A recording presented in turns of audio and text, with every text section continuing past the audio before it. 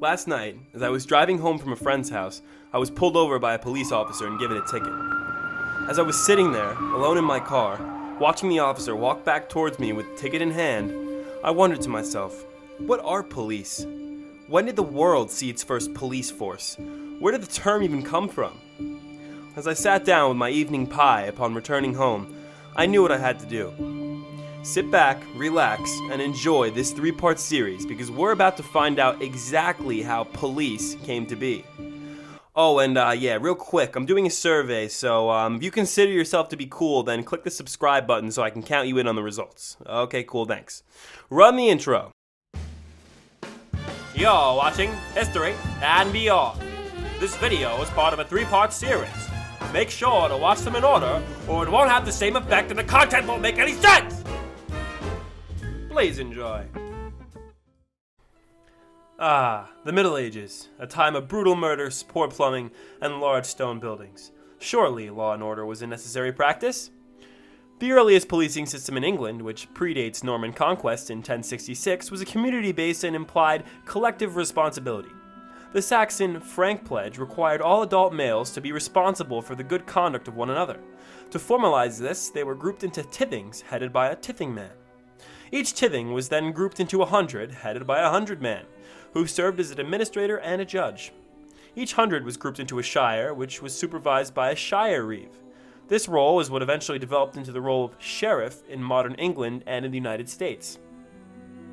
When a crime was observed, citizens were expected to hue and cry or raise alarm as to notify the members of the tith so that the criminal may be pursued and captured.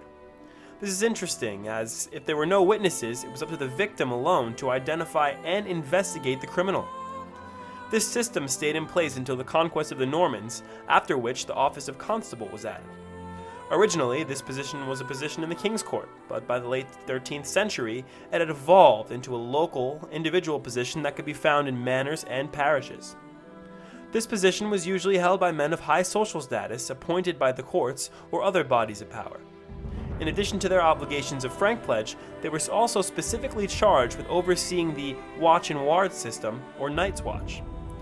The watch and ward system's primary responsibility was overseeing the city gates at night. This position's duties eventually expanded, however, into lighting street lamps, calling time, and watching for fires.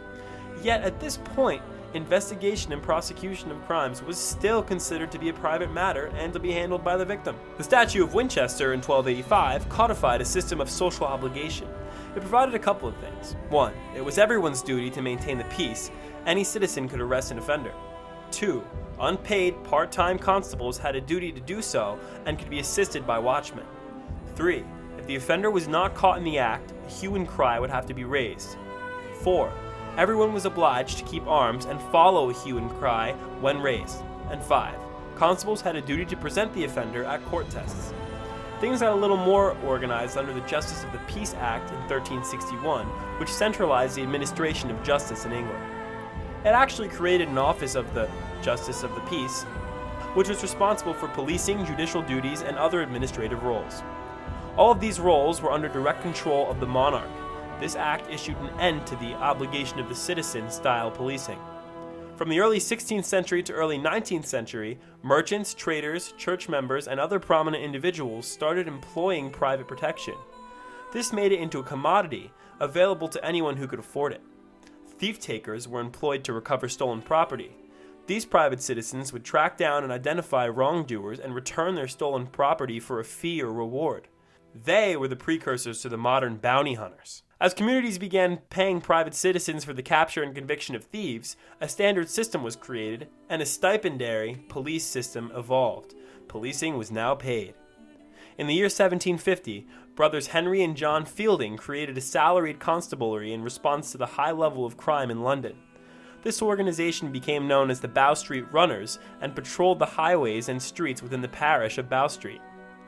British Parliament later enacted the creation of more of these offices based on the Bow Street model.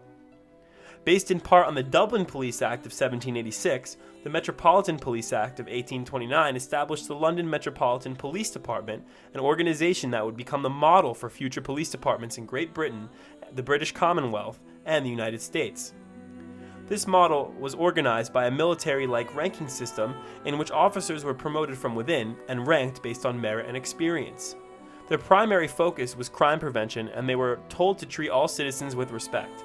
At first, the constables that served on this force were not well received by the public, but eventually gained a worldwide reputation for excellence and leadership. In Part 3, we'll look at the history of policing on the other side of the world. We're coming for you, America. Well, folks, that's enough of Part 2. Make sure you stay tuned for Part 3, and I mean it! Seriously, why haven't you clicked it yet? I'm waiting! Just click the link, goddammit!